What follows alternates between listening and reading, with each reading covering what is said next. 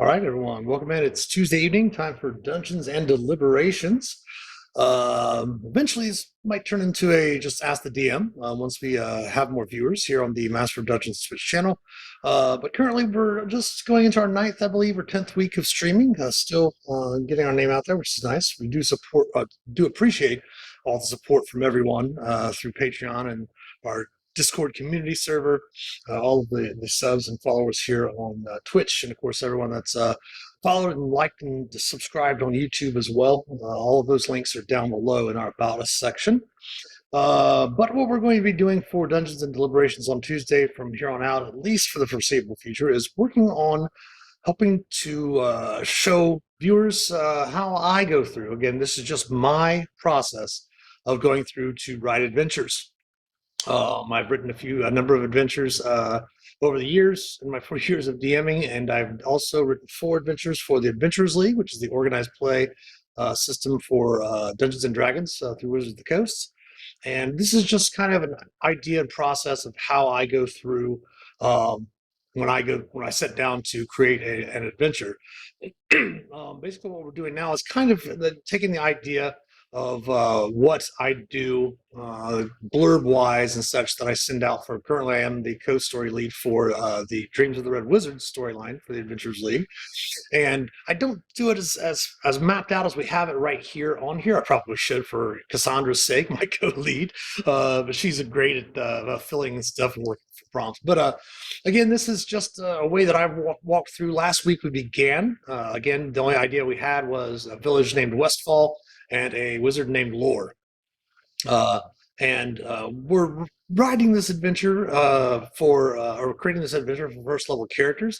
I am going through and putting a little bit more detail in it as what I'm planning on doing is once we get everything mapped out, like we have kind of an idea of our adventure background, we've started working on an overview for each one of the parts of the adventure.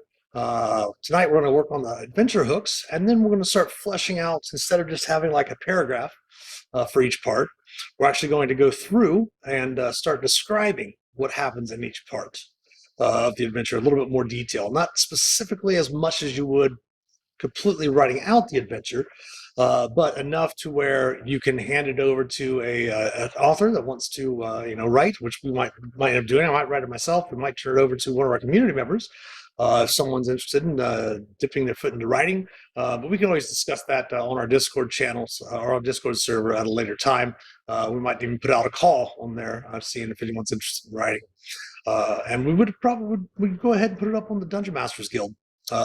We'd probably have to go ahead and turn around and set it in an established world in like for WotC, for the Wizards of the Coast. We couldn't set it in like our own campaign world. We could do it neutral, as a neutral kind of location where it's not really described, and then we can even put in, here's how you put it into Kryn if you wanted to play Dragonlance. Here's how you would put it into Forgotten Realms. Here's where you could put it into Eberron if you're doing homebrew stuff in Greyhawk, things like that. Different places where we could have them put the adventure in. I did want to note something again. As I mentioned earlier, this is just my process of how I go through adventures. I did have a viewer, I think they watched the video on demand. Of course, if you didn't see last week's stream, it is still up on video on demand. It should be going up on our YouTube channel, I believe, this coming Monday for the part 1.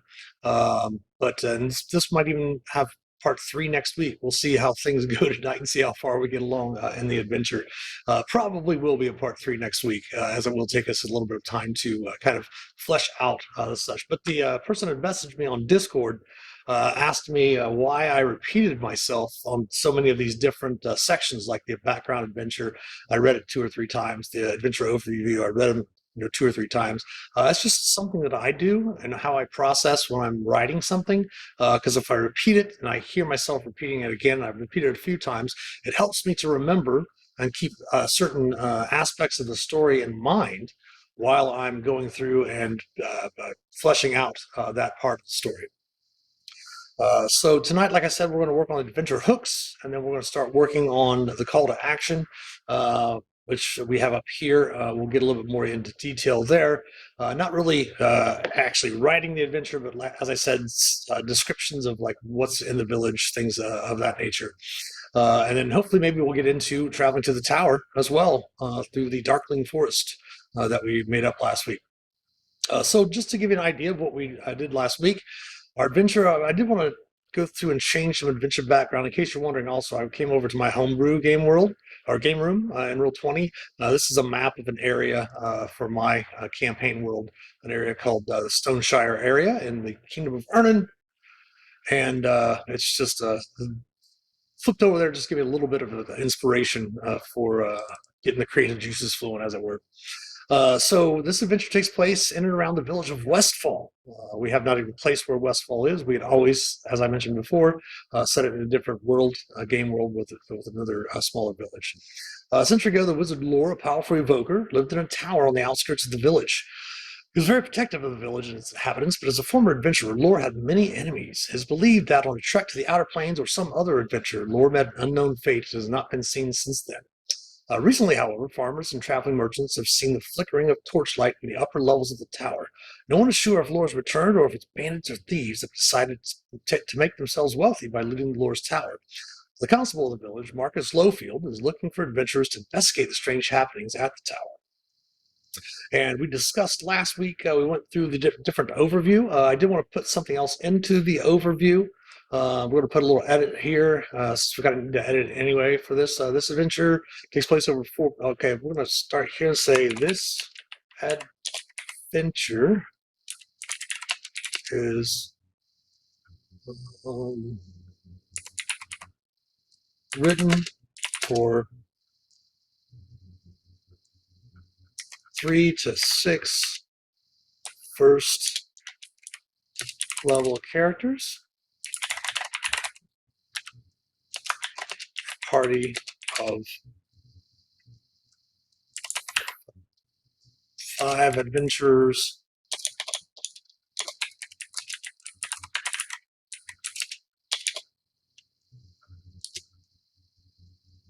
We're just going to leave it at that. We'll say it's written for 3 to 6 first level characters. It's been and takes place.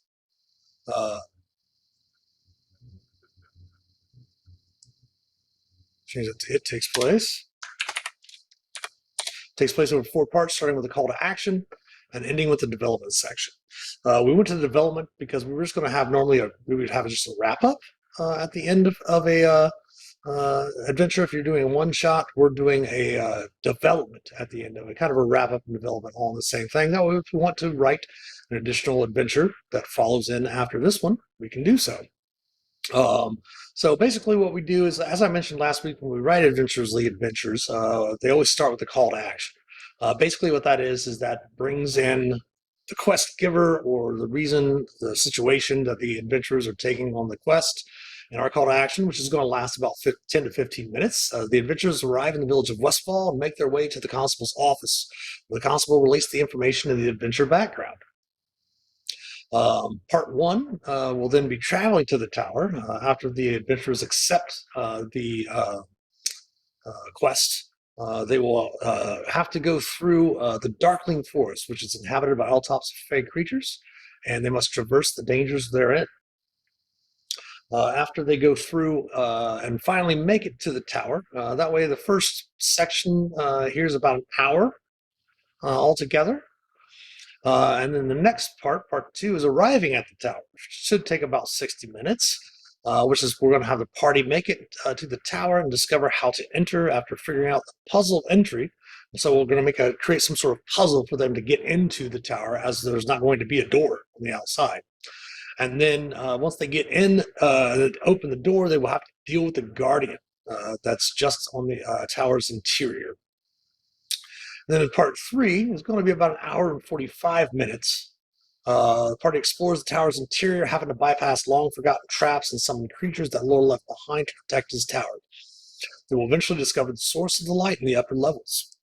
And what we discussed last week was actually making this a test for the adventurers, as Lore, we're going to have most likely reveal somewhere the Lore is actually passed, that he's actually died on whatever excursion he was on.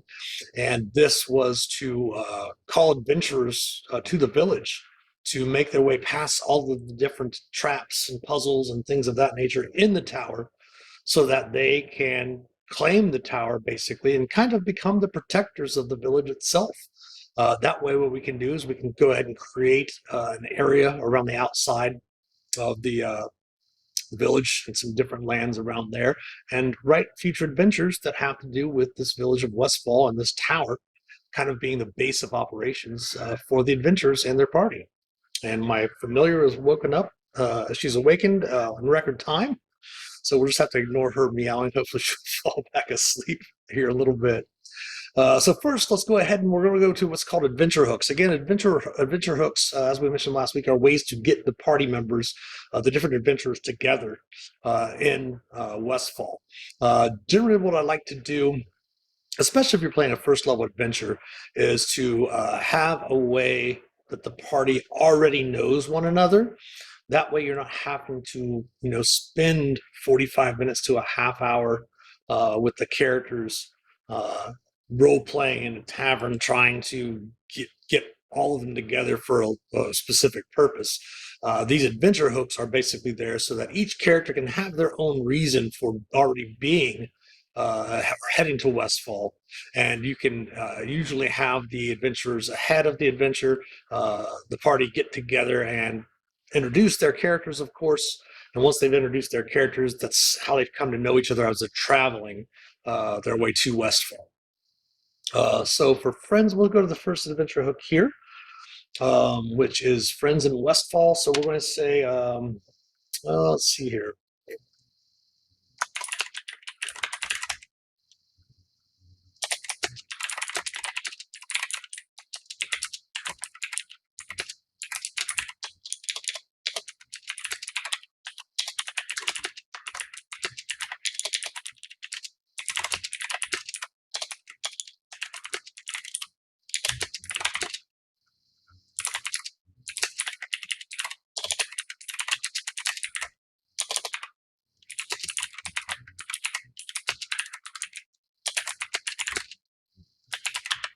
So the adventurers might have friends or family in the village of Westfall who have sent word to them about what is happening and the constable's request for aid. So that gives the characters an in for the characters that might not be from the area.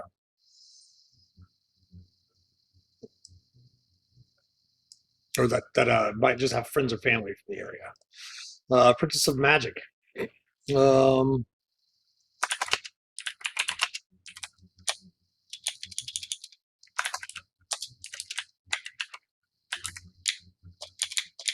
let's say arcane magic users.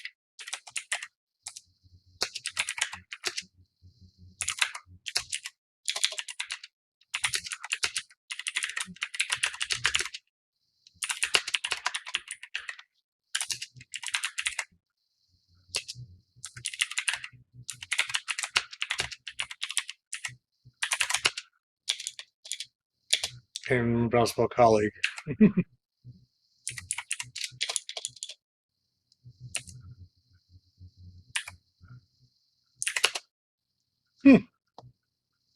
Just have spell check right here. They don't, fortunately.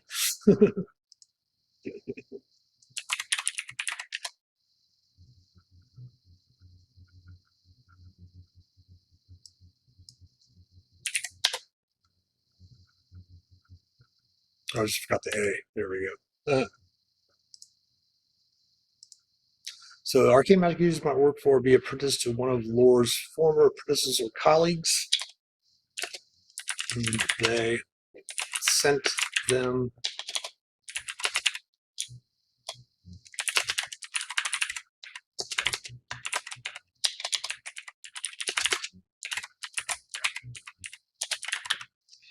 So arcane magic users might work for be apprenticed to one of Lore's former apprentices or colleagues, and they sent the adventurer to Westfall to investigate. And then divine visions.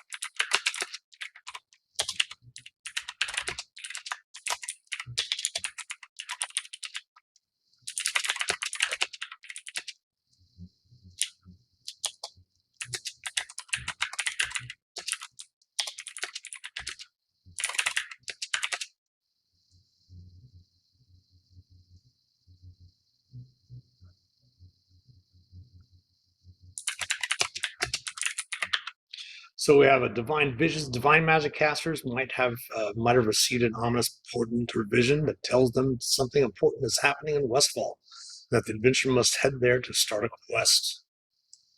Again, these are fairly simple. You can, if you want to go through as a DM when you're running adventures like these, you can even have the players play through their adventure hooks, especially if you have no time constraints. If you're not like gaming at a game store with a certain amount of time, if you're not at a convention, if you're just playing a homebrew game or something like that, you can even go through and role play the adventure hooks with the characters themselves before they happen to all get together on their way. And then we can do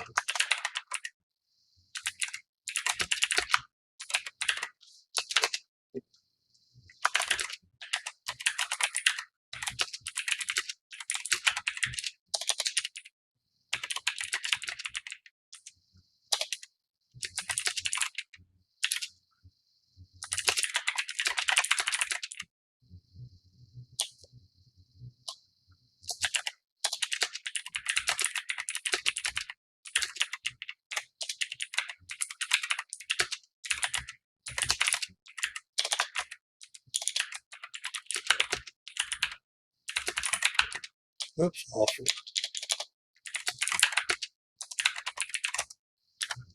So the final one we'll do is mercenaries for hire. The adventurers might just be looking for work and coin, and after hearing of the opportunity, headed to Westfall to offer their services. So those are 3 or 4 really fairly straightforward, simple adventure hooks that can pretty much encompass every character class and such that you have. Obviously, Westfall could be filled with all different types of humanoids. That way, depending on what everyone's playing, the friends in Westfall could pretty much apply to anyone. And of course, if even if a character is a race that might not be from that area, wherever you decide to set it, they could have a friend there as well that can aid them, or that could have sent them a message. All right, so we're going to go ahead and save the changes. That way we don't lose that.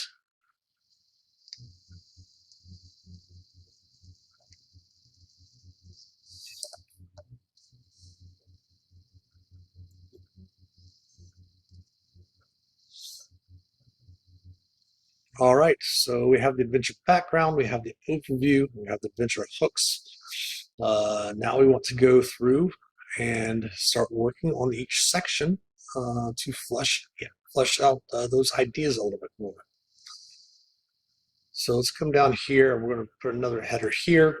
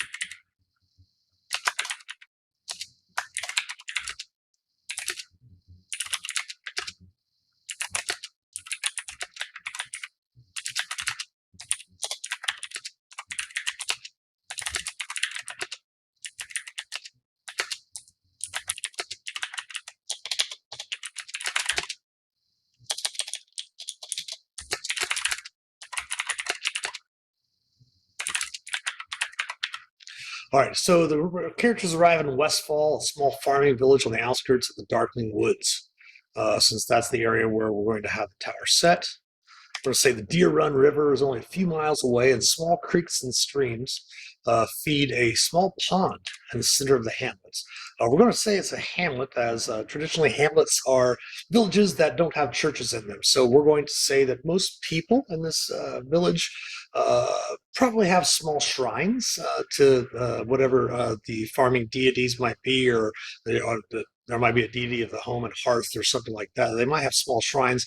They don't really have any, religious leader, kind of living a free life. Everyone in the village knows one another. We can maybe say, we should probably maybe put something in here for the author or whoever's going to write it to give them an idea of how many people are in Westfall. So we can do that maybe for our next line. That way there's also a small pond in the river. Perhaps there's a mill there that someone helps make flour and such for the town. There also might be a small lumber mill worked by some woodworker, family of woodworkers or something that help create lumber and stuff for people to build their own houses and stuff. Depending on how much you want to flesh those out, you can even flesh it out later on.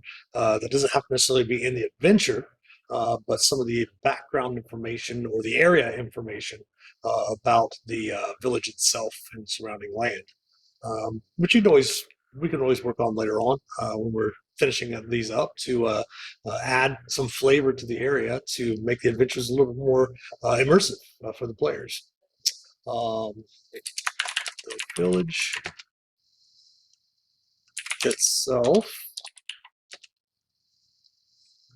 houses maybe 24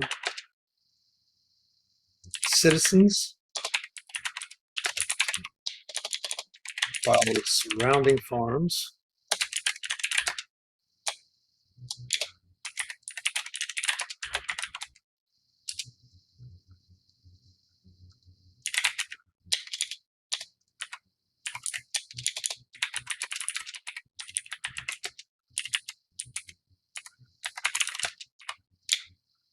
population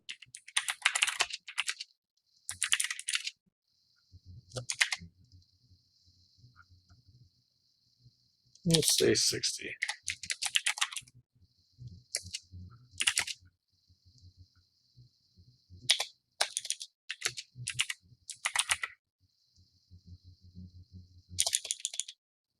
So the village itself houses maybe 24 citizens. So we're going to say in the village itself is where you're going to have the few people in the village that, like, you might have a smith that works in the town.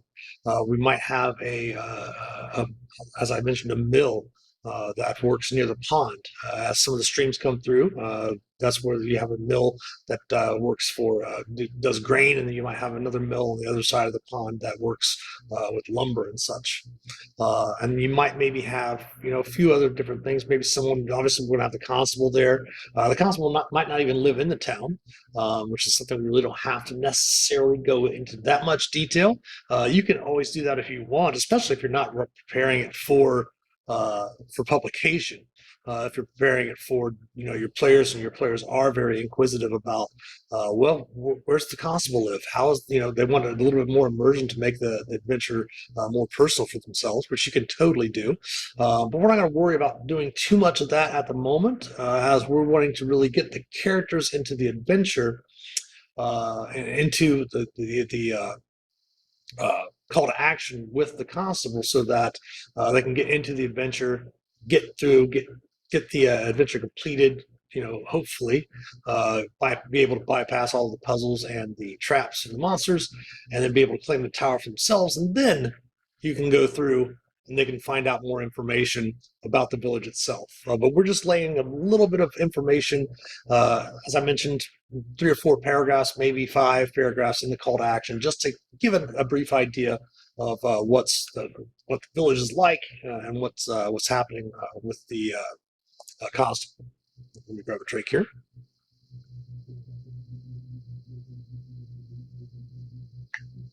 So again, as I repeat myself, just to kind of put it back in my head again.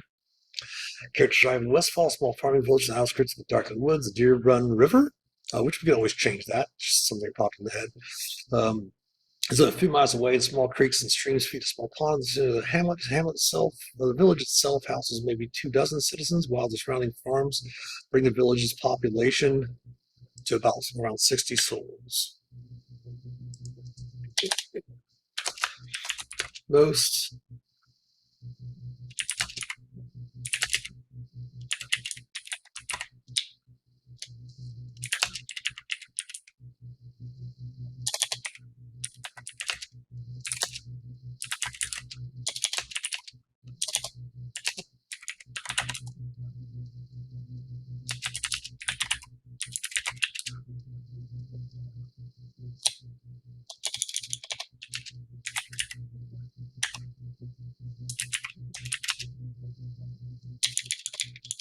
another spell, right?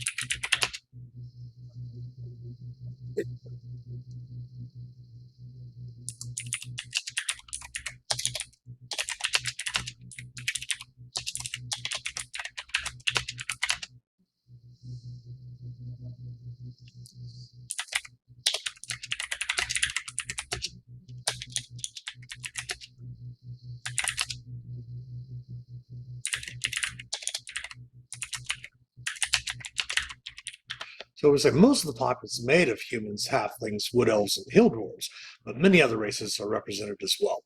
That way, if we want to throw in, we could even say the constable's a dragonborn if we want to do something like that, or maybe a tiefling. Um, we'll come to that here shortly. Um,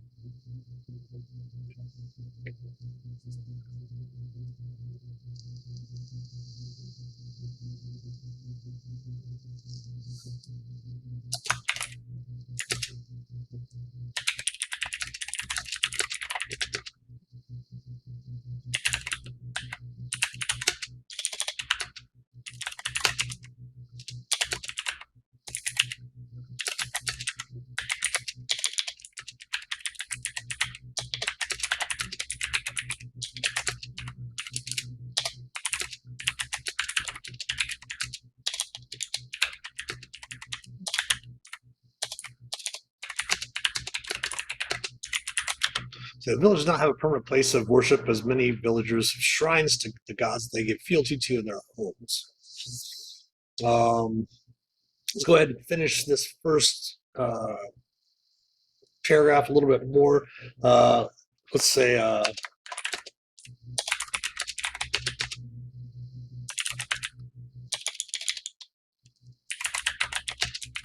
general store.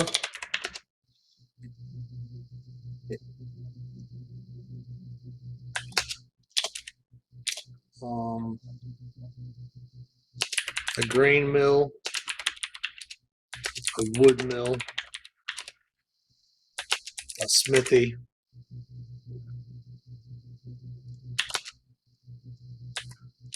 a few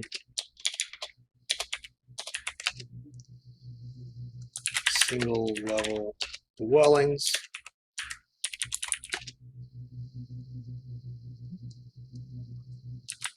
made of wood, and one. All right, so it lets the author or whoever's writing it, even if we're writing ourselves, it gives us an idea. We start to picture something already in our heads. It's a small little village. There's a few single level dwellings. We'll say we'll just say a few for now. We don't have to actually give a specific number. We can always, if we want to map out the village before, because we are actually writing this for publication eventually, hopefully. So it just gives us an idea of what the village kind of looks like. Kind of imagining it in our heads. We'll also put as well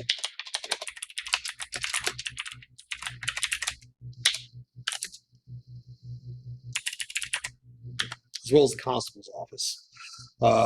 Constable is kind of think along the lines of Lord of the Rings and Tolkien, where in the Shire you would have like sheriffs or bounders that really they weren't really a policing force, but they were just there to help settle disputes. Not really necessarily this village, this town was not even large enough to really have a mayor. So the constable is more of like a trusted person that everyone in the community trusts really well.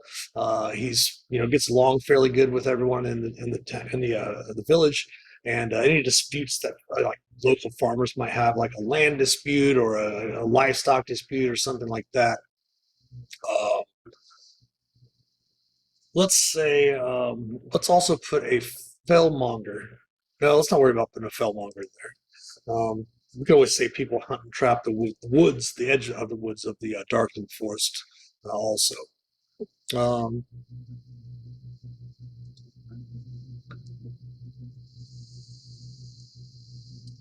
let's go ahead and lead on to the next paragraph. We'll just go straight to, as we walk through, just kind of give us a description, and then we left ourselves off as the constable's office. The constable's office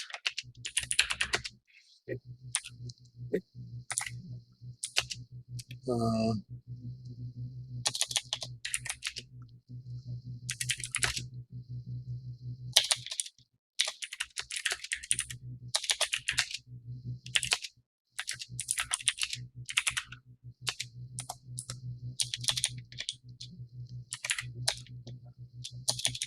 edge of the small village's center, where a communal well, or a large communal well,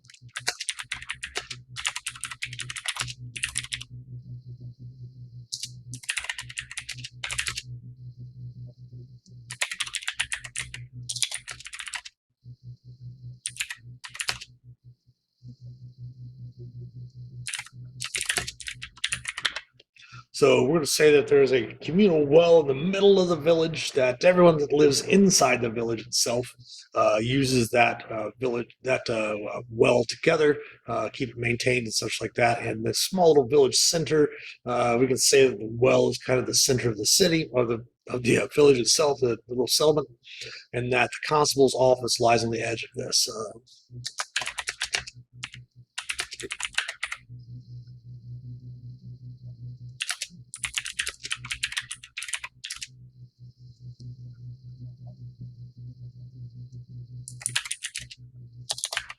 It's a one-story stone building with a thatched um,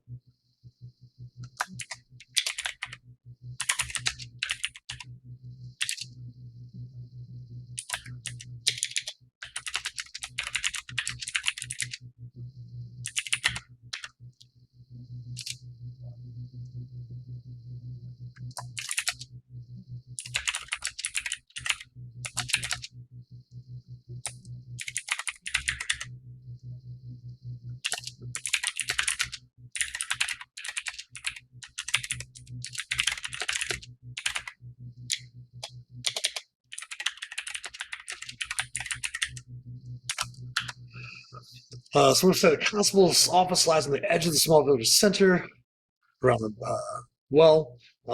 It's a one-story stone building with a thatched roof and a strong stone door. We're going to say the front window is shuttered while the remaining windows around the building are barred. Let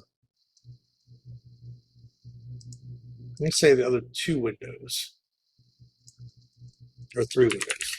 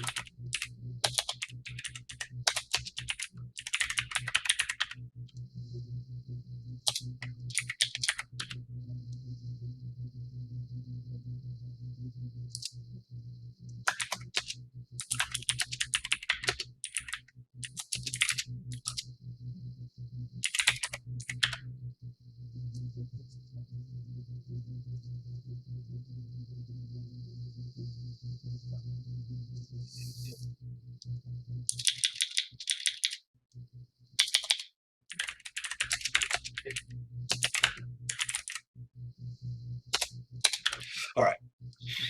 So we're going to say also that once they go to the front room, you can see there's a desk, not a deck, a desk, a table, a footlocker in the front room. Off of this room, um, you can see that there'll be two cells that can hold 3 to 4 medium humanoids comfortably, and a small door that will lead outside to an outhouse. We're going to put an outhouse out there that needs to be cleaned because we don't want a privy and have all this stuff leaking down into the water that the people use in the well in the center of the town. So then the next paragraph will say, that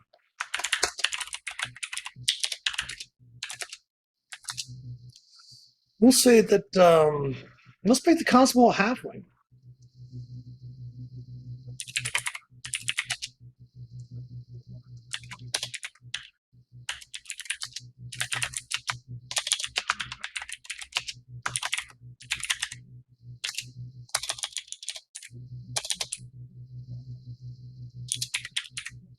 Oops.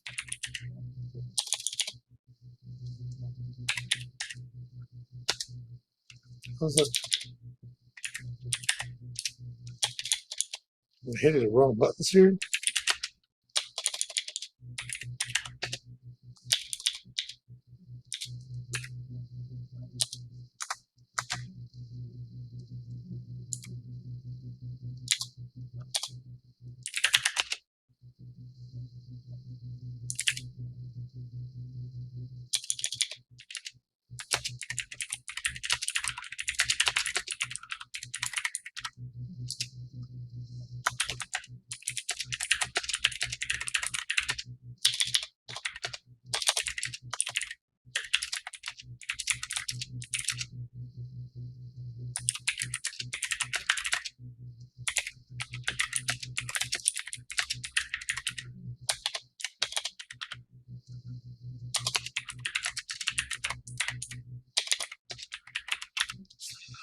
So we'll scroll back up real quick and check out our situation here in the background, because we did say a century ago, wizard lore. There we go. All right.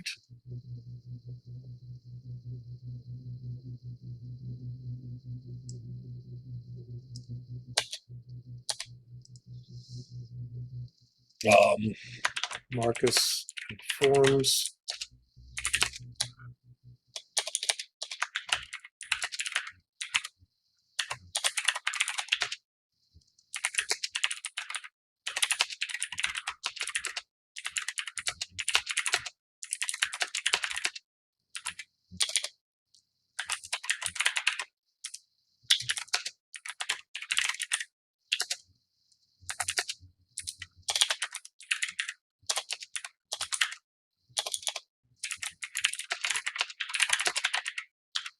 So this basically informs us as the writer, or whoever might be writing it, that they'll need to come up with some question or some answers that the party might have for questions that the party might have, like has anyone been spotted around the village? Has there been any strangers come around the village? Has there been anything interesting happening? And that's something that either we can come up with if we write it ourselves, or of course if we have someone else, the author, gives the author a little bit of creativity to put some stuff that they might have questions that they could put into different parts of the adventure as later on when they're writing it. And then, of course, the party will want to know what the rewards are. They'll obviously, well, what's in it for us? The constable states the village does not have much, but they can offer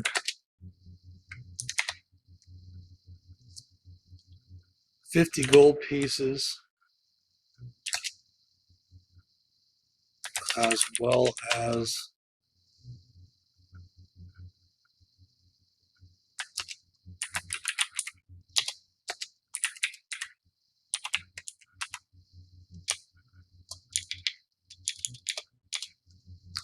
Let's see here. 50 gold pieces in total. And Smith has mentioned he will allow the Smith, let's say Smith, or let's see, okay, plus the Smith and general store owner mentioned that the adventurers could choose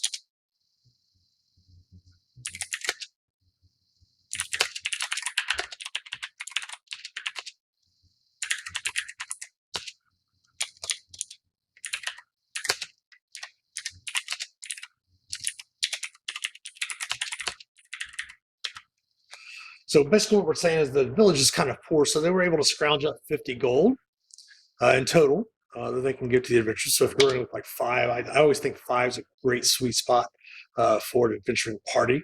I've ran tables of up to 10, which is kind of chaotic when you're first starting out, but I've got to the point now where 8, 10 players at a table is not really that big of a deal. 3 players is sometimes a lot of teams like a little bit more intimate games, and like having 3 players in a game is a little bit more fun for them. But 5, I think, is usually a sweet spot for an adventuring party. So that way you're giving the party about 50 gold in total. So each one of them getting about 10 gold pieces. And then what they can do is the characters themselves can either select the smith or the general store, and they could go and receive 25 gold pieces and supplies for free. So like if they wanted to go pick up like a short bow, I think it's like 25 gold from the general store. Or they wanted to pick up like a climber's kit, they might be able to piece together the stuff. Probably it's obviously a smaller village that does trade, perhaps maybe with a larger town nearby. So they wouldn't necessarily, let's say, have an exact climber's kit per se. But between the constable and the general store owner, they should be able to piece parts together to get certain things. Obviously, we want to have some sort of discretion for the dungeon master to say, well, they wouldn't necessarily have that here, which is why I want to keep the gold value fairly low. That way, players aren't going looking for spyglass or something like that when it's a small village. And then we'll also say the constable will give the party a hand-drawn map of a path through the dark forest woods. I believe what we said. Did we say woods or forest?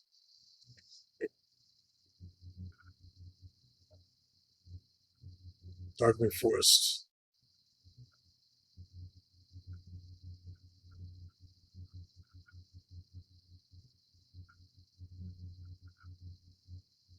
Just to make sure we're consistent.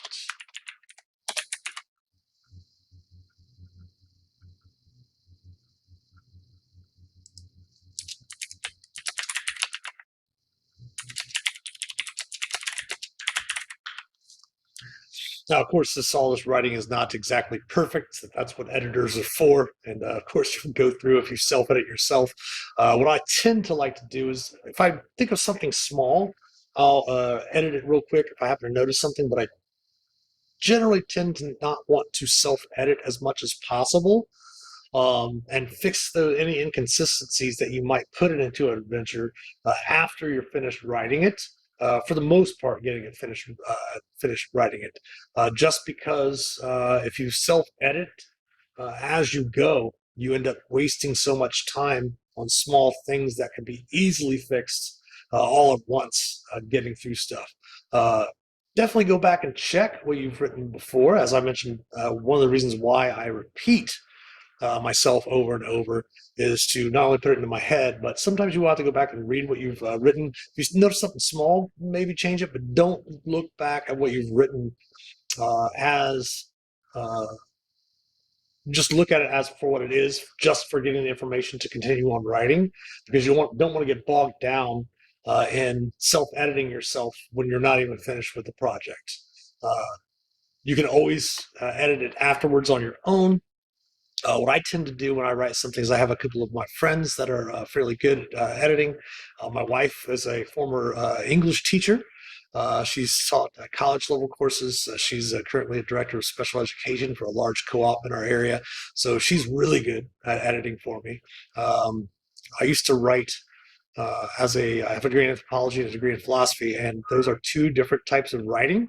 So one of them is very, very wordy. Like you'll have like one long run-on sentence is actually a paragraph in the anthropological papers, whereas philosophy papers are more concise and to the point. Obviously, using logic to make your points in those papers. So she's really good at reading my stuff and knowing where to change stuff around because I've mixed the two up a lot.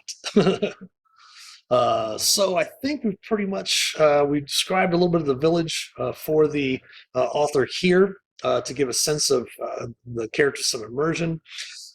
We've described a little bit more in detail the center part of the village, and we described the constable's office. We described the constable himself, and gives a little bit of information extra outside of just what little bit is in the adventure backstory. And then we go ahead and give the players their reward. And basically, obviously, part of the backstory is they're looking for adventurers to find out what's going on in the tower. So the author could put all that information in there. So we basically have all the parts that we need to complete the call to action, which when the author comes down to write it, we want it probably to be about 15 minutes long. We'll go ahead and change that, and we'll make that 15 minutes straight up there. And then we'll go ahead and make this second part, the journey, traveling to the tower, basically through the forest, will be 45 minutes. So what we'll probably do is let's go ahead and make some notes as we are getting close to the end of the stream. I do have a game tonight, a client game at 8 o'clock, and I'd like to get something to eat before we play tonight. So let's go ahead and say a part one, traveling through the woods. Let's just make a note. Let's say Fey encounter.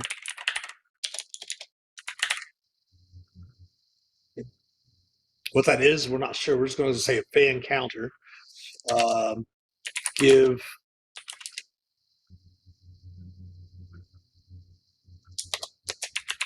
a social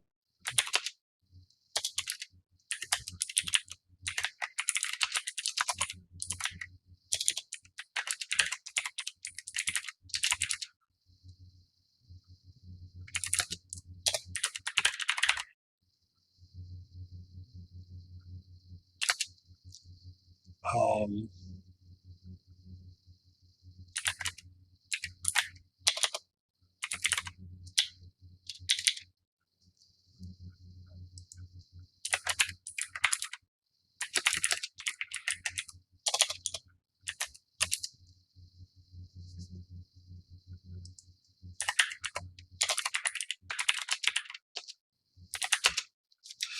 So we're going to put some notes for ourselves to keep ourselves on track a little bit for next week when we sit down to work on part one. And we might just go through and for each part, just work on each part.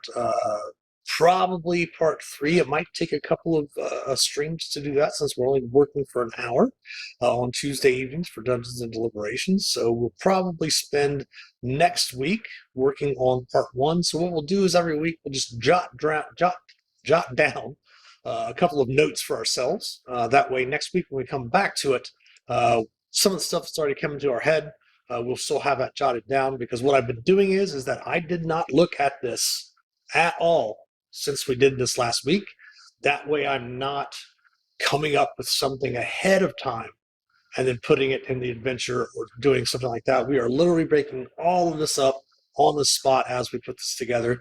And that's the way I'm hoping with our Dungeons and Deliberations show, until, of course, we get more viewers and more of our community involved in the show for just ask the DM questions and things like that.